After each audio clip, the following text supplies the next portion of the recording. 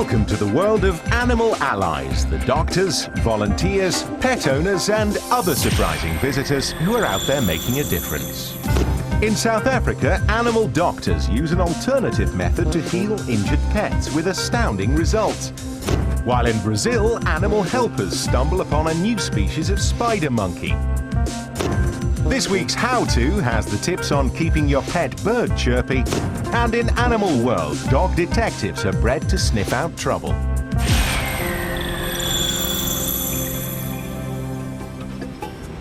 Bart the bunny isn't exactly jumping for joy these days, but she's doing remarkably well for a rabbit recovering from a broken back.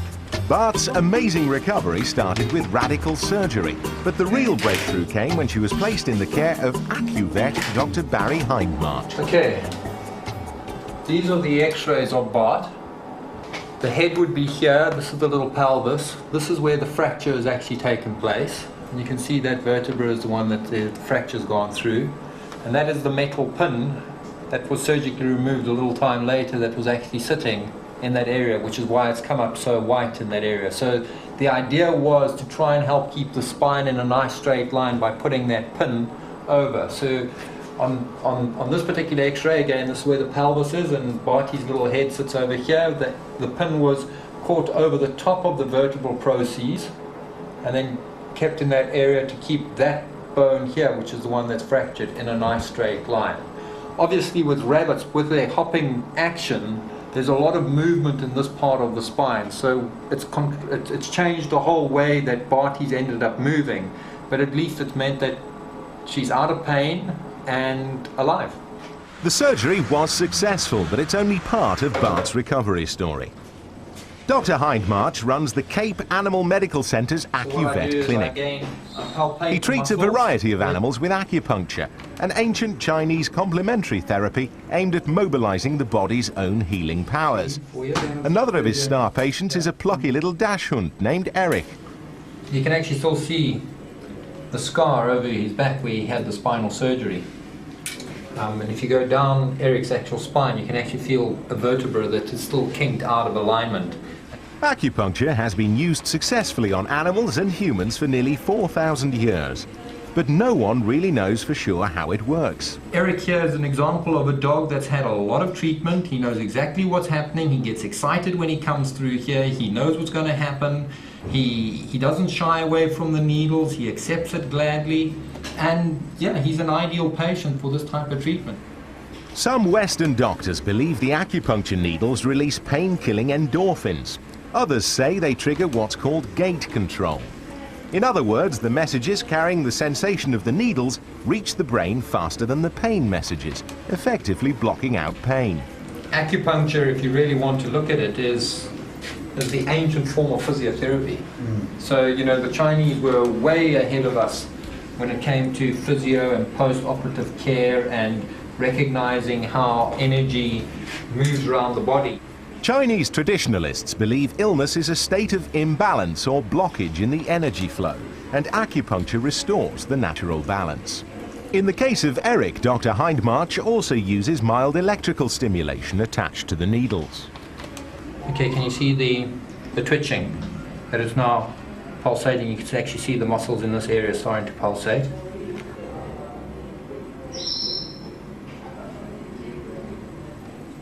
The problem with this is when we do it on humans, we of course have got the Eric. You've got the situation where they can tell you, okay, they feel this, the current's getting that. They can give you a verbal sense. So what we've got to do is when we work on the animals, we've got to do it in such a way that we hopefully don't end up putting too much current through them and end up making it very uncomfortable for them, because that's the last thing we want to do is create pain. Pain was something Chelsea the Labrador had lived with since she became paralyzed after hip surgery. Chelsea's owner, Sally Dunn, feared the worst. It just got so bad she was crying with a lot of pain, and we were told she'd probably have to put to sleep. Find out in Animal Doctors Part 2 how a paralysed Chelsea escaped pain and death to gain a new lease of life.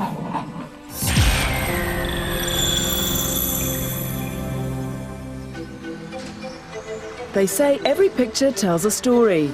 And this picture, the friendly spider monkey in the opening of Animal Allies, is a remarkable one. This little lass has only recently been discovered. Her species doesn't even have a name yet, just the affectionate title, Cuckoo. And yet she is already on the endangered list. Plucked from the Amazon jungle, alone and near death, then nursed back to health, she's become a symbol of the plight of all endangered animals. But thankfully also a hopeful lesson in what can be achieved by dedicated animal helpers like Betty Roosmail. We found her there in Malacca, and my husband, because he is also a primatologist, never saw this type of spider monkey before. So this way we found a new species of spider monkey. And because she was almost dead, she was very ill, we took her, because we have the facility here, we took her to Manaus 2 years ago. And here she is. The spider monkey is aptly named. Its long, prehensile tail is the most mobile and dexterous of any primate, giving the monkey a spider-like appearance. It's been nicknamed the five-limbed monkey for the same reason. Its ability to use its tail just like another limb for movement and picking up objects. Acrobatic and swift, spider monkeys move through the trees in a fluid motion, covering up to 13 meters with a single arm stride. They're so at home in the upper canopy, they rarely come down to the jungle floor. Vast numbers of spider monkeys have been shot for food, and their mature rainforest habitat is being lost at an alarming rate. Animal helper Davy Israel is another soldier on the front line of the conservation battle in the Amazon. He and his family run a private sanctuary, Eco Park, providing a safe haven for a variety of endangered species and a unique opportunity for tourists. We created in this area a jungle lodge. We have 60 apartments, 20 bungalows spread in the jungle, and we bring groups from all over the world, and these groups pay, of course, a fee to stay overnight. And part of this fee, a large part, is given to the foundation to develop its research projects and educational projects. Ecotourism ventures like Eco Park are increasingly seen as the best chance for the survival of the animals and the entire Amazon region. Animal helpers like Thérèse Aubreton see ecotourism as the only way to provide the money needed for larger scale conservation. For the Amazon, I think it's a good option because we have preservation, but we have to remember we have people living inside the forest, and these people, if you want to preserve, they have to eat, and they have to have school for the children and health for all the family, etc. And ecotourism can be the option for a lot of communities. For Thérèse, being hired by the Brazilian government was a dream come true. She speaks for many who've come here to help and now can't ever see themselves leaving. I dream about Amazon when I lived in France, when I was younger. Maybe I love the Amazon first because of the people. It's a very kind people, always smiling. It's very happy people, and they wanted to help you. For all these dedicated animal helpers, the Amazon remains a land of optimism, a land of sometimes small but always significant victories. And there's no more powerful symbol of this than the relationship between Betty Roosmail's German Shepherd and these endangered monkeys. This behaviour hasn't been forced, it's just happened naturally in an atmosphere of trust and affection. It brings new hope and the knowledge that when people work together, it's never too late. After the break, Animal Allies will be back with tips on taming and training birds. And we follow the fortunes of Chelsea the Labrador.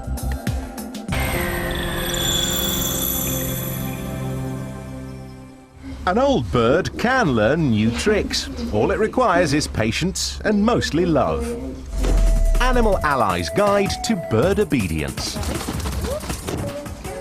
Bird lover Sue Patrill shows how simple it is to train and tame birds, even wild birds like the Australian magpie. Magpies are usually not known for being this friendly. They're usually, a lot of people think that all they do is swoop and make a lot of noise, but they're really very intelligent. Out of all the wild birds, magpies would be the most intelligent. To get up close and personal, you must first win the bird's trust.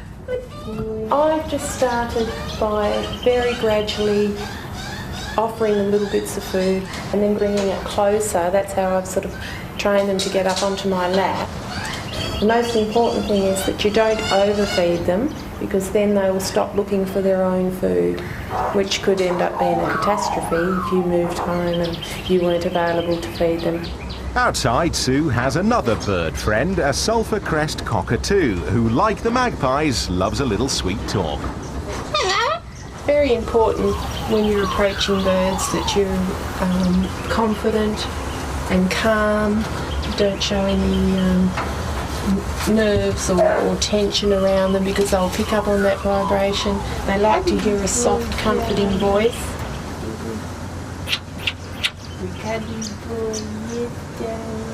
And he's very receptive to that.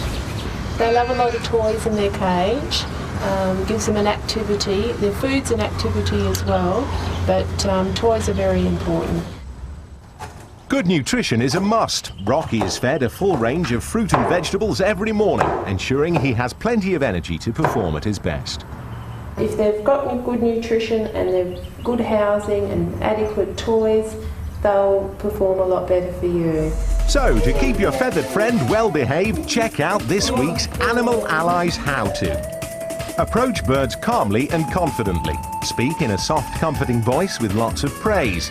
Give them toys to prevent boredom, and provide a healthy, balanced diet.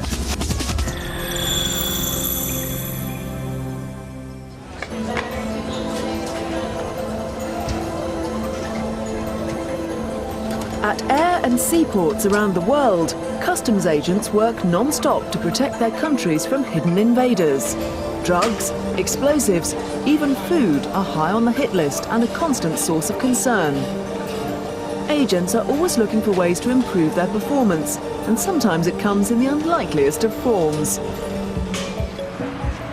A special breeding program by the Australian Customs Agency is doing what no one in the world has so far been able to achieve.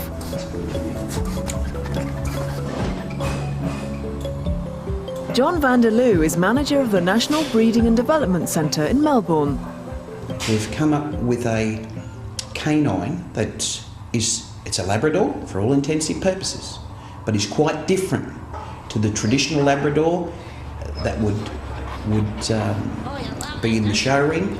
Is quite different to the traditional Labrador that would be a fantastic family companion, and come up with an animal that is still an excellent family companion, that still has the integrity of the general description of the breed, but has evolved a hunting skill, specifically in the intensive environments of the international airports and seaports, that to a degree is unprecedented in previous availability.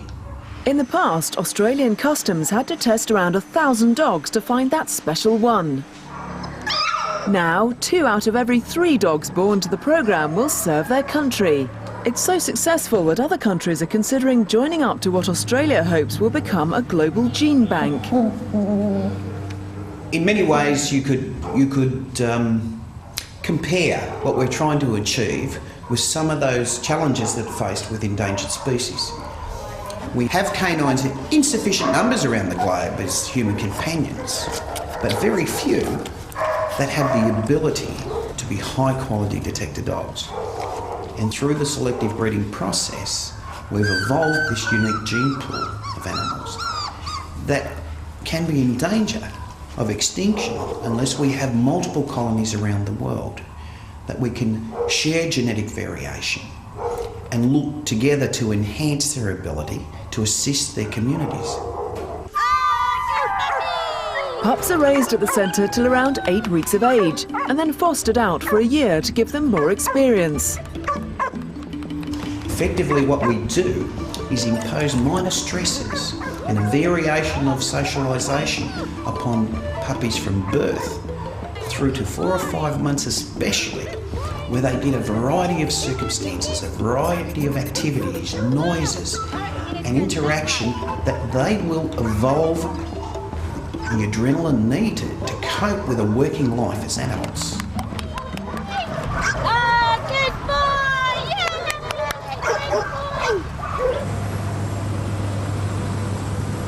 Daniel Strack is a dog handler at Melbourne's International Airport. Dan and his partner Major have just completed the last phase of training, and now they're both ready to work. Dogs are trained to detect odours and receive further training as either a passive alert or active alert dog. Major's trained as a passive alert dog as opposed to an active alert dog. A passive alert dog will sit when he finds a narcotic odour. Obviously in a carousel area or an airport environment, a dog running around looking for stuff with an active response, especially when there's little kids around, it's not really what we're looking for. The dogs not only are aesthetically good looking, but they're trained to respond in the appropriate way. So Major will sit when he finds a narcotic odour. He won't scratch and bite like the other dogs are trained to. Handlers and their dogs are encouraged to form a close bond, and for Dan, it's a dream come true. This job is so good because you get to work with animals. I love working with animals. I've lived on a farm all my life. The sense of achievement, we're continually training these dogs every day. Every single run we take stats, we look at how the dog is working, and then to put that into practice and then to get the results, we find drugs almost every shift. So just that sense of achievement, we train our dogs so well, and then to see them actually come through with the goods is fantastic. Major! Hey Major, what you got? What you got, hey? He's a 3.5-year-old black Labrador Retriever.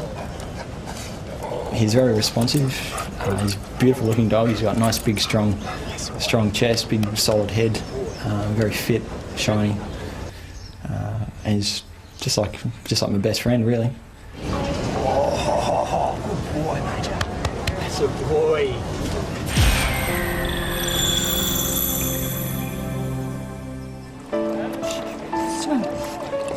To look at Chelsea today, you'd never guess her owners were once just a phone call away from having the lovable Labrador put down.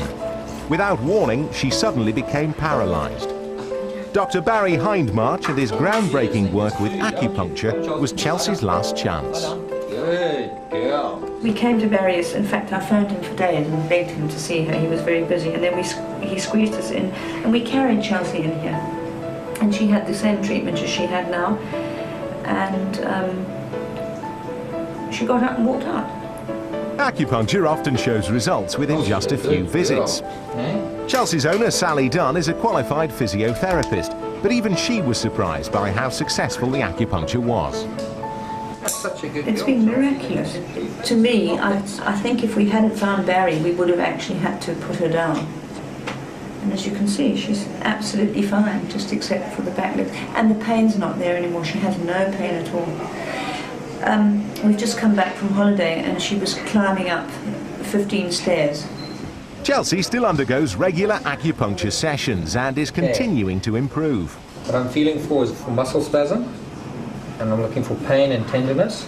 But the comparison when Chelsea first came in, there was just so much spasm in her back. And at the moment, this feels really, really good. There's 1 or 2 areas that I can feel, but for the majority of it, her spine just feels so much better. She doesn't mind this treatment at all. She knows Barry, she knows his name. We say we're going to Barry, and she gets out, as you saw. Chelsea's remarkable recovery means she's once again an active member of the family, even helping with the fetching and carrying. Chelsea, Eric and Barty the bunny all share another recovery secret, one that heals on wheels, their purpose-built carts. It's made out of some aluminium piping, some plumbing fittings, some Velcro, little wheels from model aeroplanes. And she gets very mobile in this particular cart. Just put her in the cart. There we go, sweetie.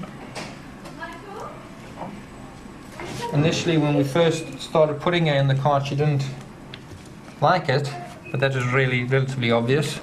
Most animals wouldn't take to it too kindly, and again, her whole action from being an animal that would hop around, now, you know, she was having to change her whole mechanism of walking. When he is starting to move now, you can see his little back legs starting to actually walk around.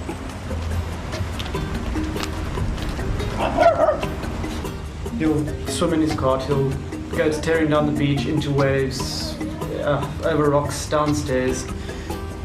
He's just a big-hearted dog. I mean, he's a wolfhound in international clothing, I think. There's no doubt the animals enjoy the fun and freedom of their own set of wheels, but the carts also play a therapeutic role. It's made him much more positive and happier, and it really has helped him handle, because he was actually suffering from a lot of depression before we brought him here. And then, of course, Barry got me onto the carts, and we knocked together a cart for him, and that's where he is today. You're such a good girl, Chelsea. And this, of course, enables the muscles to also build up. So it's also part of therapy and trying to help build up the strength of her muscles and maintain the muscle strength there so that the muscles don't end up shrinking. How much is that in the window? I do hope that dog was there.